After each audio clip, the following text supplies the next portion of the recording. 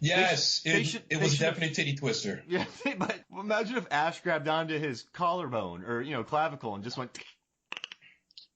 I'm gonna deflect that question real quick to pose the following question: how was he trying to choke Ripley with that magazine? And that's never been done before in cinema or in reality, right? Could you actually choke somebody to death by sticking a rolled up magazine on their lips and pushing it down? I think so.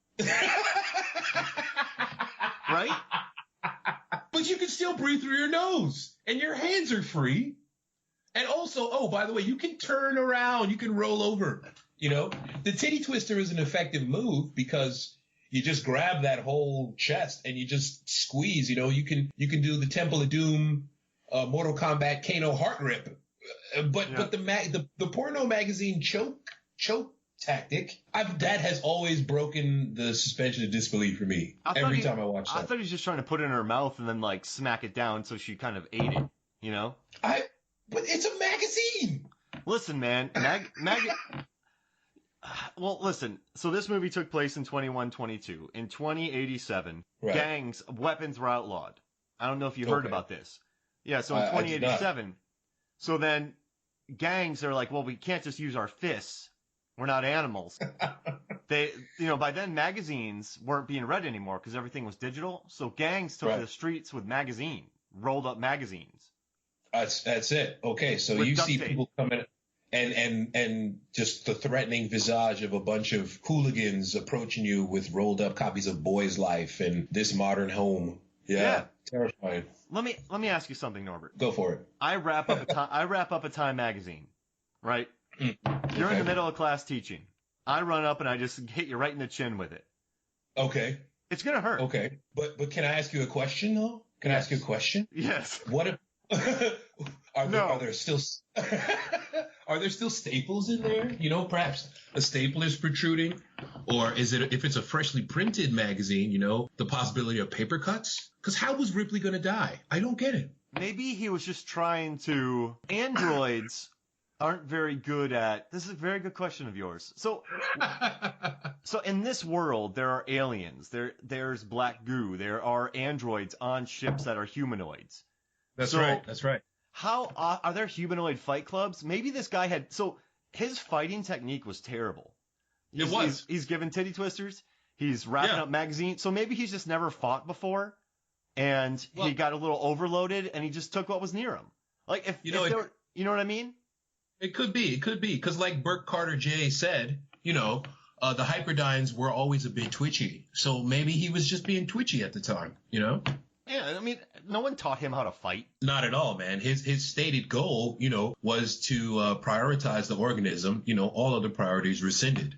So, when you're looking at how the silicon-based life form replaces its shells with polarized silicon, making it one tough son of a bitch, you don't have time to figure out what's the proper way to choke someone to death with a rolled-up porno magazine.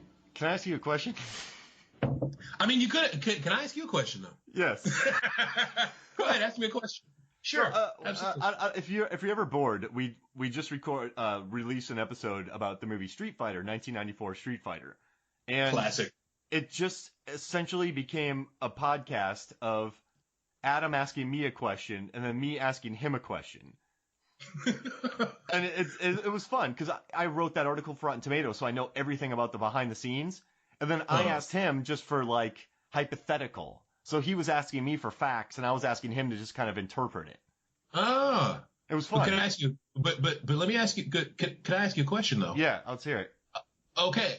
What was the deal with Raul Julia? Actually, the real question I want to ask you was: is your favorite scene not when "Who wants to fight with me?" Because that gets me hype every time. It was Tuesday. That moment. Because he says it. Raul Julia says that when he's holding 2 mixed drinks with orange garnishes and bison swizzle sticks inside of them. Rest in peace, man. He owns that movie.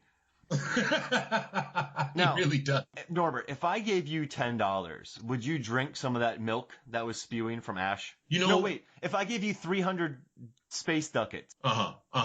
Would you drink Ash's white milk brain? I mean, but could I ask you a question though? I mean, let's talk about the bonus situation. Is that going to be in my contract somewhere in the bonus? Do I get enough as much Android milk as I possibly can handle? That's an interesting. So I would like to meet your union rep if that was in your contract. Android milk. Because one, it would have to say we don't think there's an android, but if there is an android, we're going to drink him. Right? I need unlimited Android milk. I need futuristic pornography in magazine form only, of course. Yeah, and so, yeah, I mean, I guess if it's in your contract, yes, but if not, I would dare you to drink the ash milk. I bet Luke Skywalker would love that. Well, he drinks that blue milk that comes out of the those disturbing creatures. Yeah, blue and green, the sea sow. Yeah. How long do you think it took him to get comfortable enough to milk that sea sow? Oh, well, I mean, once you're responsible for the death of all the younglings, you don't have much farther to go, basically. Just down. So what if he's talking about Special Order 24, what was Special Order 23? Well, Special Order 937, I think it was, preserve the alien. Preserve the alien. So maybe Special Order 936 was make sure that the alien is comfortable, Special Order 935, does the alien have any dietary restrictions, does he want kale? Does he have a gluten allergy, I think space truckers, they had a lot of cereal on board. A lot of cereal, man. You figure, you're in outer space and you wanted to bring filet mignon, but damn, in space, no one can hear you steam. Or crunch. That would be my nightmare. You go to space and all the food is crunchy, so I just got to listen to people crunch food. And, I love Parker in the movie, but he just kept smacking gum. And I watched Ford vs. Ferrari the other day, and I loved that movie. But there's just scenes where Matt Damon's smacking gum and chewing food. And I'm like, why? You're hearing juices and smacks. Like, why would you put that on screen? Well, it's because, a man's got to do something with his mouth on screen. That same idea that you got to be able to do something with your hands. Isn't there a massive supercut of Brad Pitt just constantly eating? Yeah, and I figured out how many calories he's consumed. How many did he get there? I forget. But yeah, I actually did all the math and I figured out how many calories he consumed. So if you get bored, just go to moviesfilmsandflicks.com and look up Brad Pitt's eating. It'll change your life. I will check that out. Because I believe that it was actually you that I got that from. Thank you, sir. You planted that meme in my head. Parker's always eating though, because he's a big guy, man. Yeah. Parker's a big guy. Do you think he likes Brett? I do think that he and Brett actually get along on a visceral level because, they're the guys that they're basically the janitors. They're basically the Schneiders of, One Day at a Time, except on a spaceship. They know how to do everything. They know how to fix everything. And, they need to definitely get the shares and the bonus situation sorted out, man, because they're keeping the ship flying. The other people are just, pretty mofos, man. Oh, we're pilots. Look at us. Oh, I can do a navigational chart. I love what they say. It's going to take 17 hours. It's going to take 24 hours or 25 hours. Exactly. Yeah, 25 hours. Yeah. I love that. That made me so happy. Dude, they keep the ship running, man. You can't get all this ore if the ship don't fly, At the end of the day, you figure by this point in space travel, you press 3 buttons, the ship can take itself from point A to point B and land itself. But when the fuses blow, who are you going to call?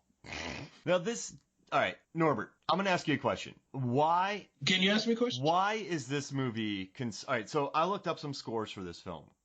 And it has a 99% tomato meter score, 8.4 IMDb, 89% Metacritic, 4.3 Letterboxd out of 5, 4.7 on Amazon, and it's number 6 on AFI's 100 Years, 100 Thrills.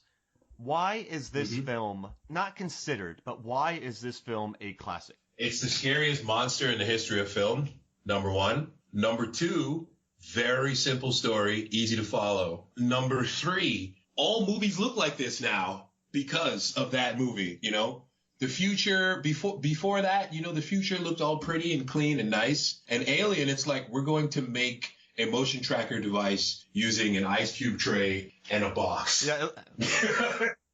I was watching the dead meat the YouTube show, they do the alien kill count. And I was listening to it, and he's like, yeah, what did they have? It looks like they're about to, like, inflate some blow-up, like, air mask with that thing. Yeah. It looked like a little air machine. Yeah. And then by the second movie, it's a Steadicam rig with a motorcycle handle for the smart gun. Wow.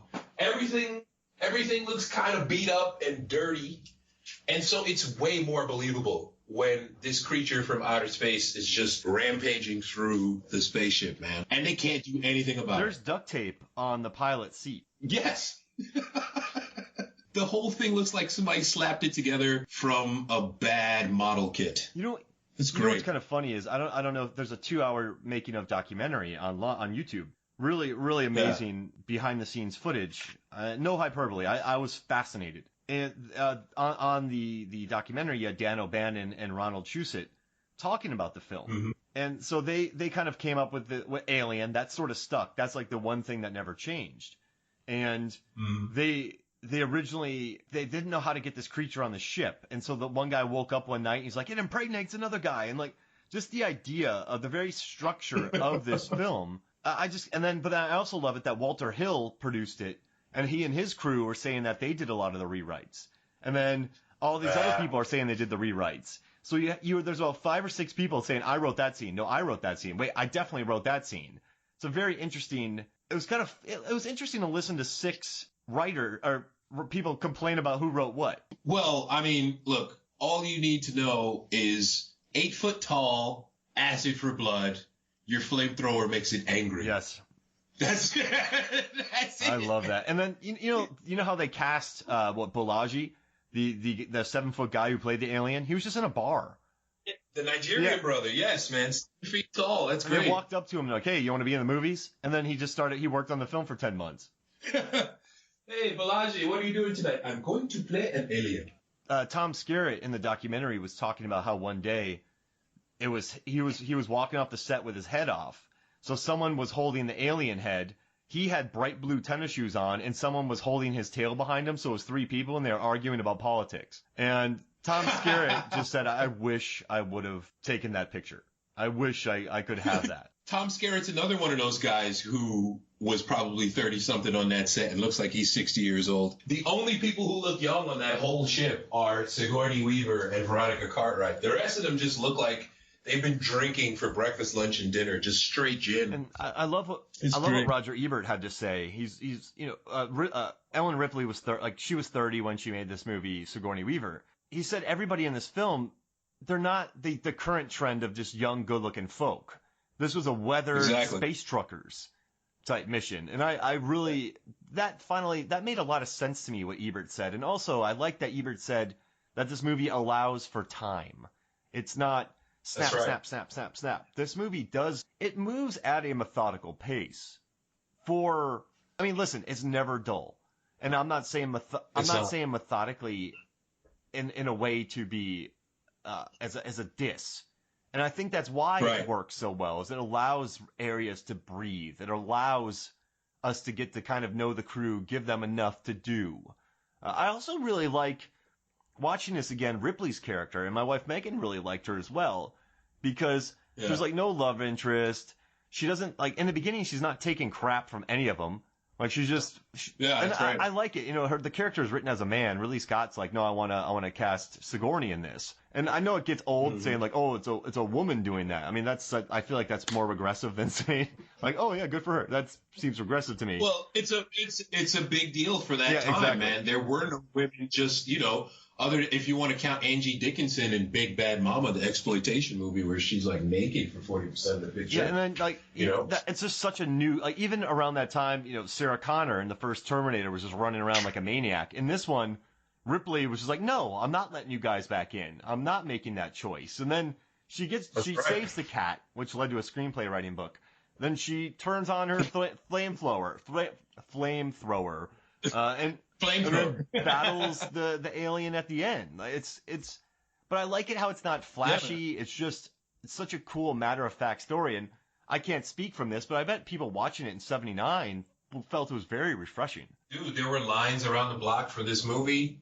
People went to see it 2 and 3 times, and showing it to my students because I I always feel like my Korean college students, there's a certain innocence to these kids.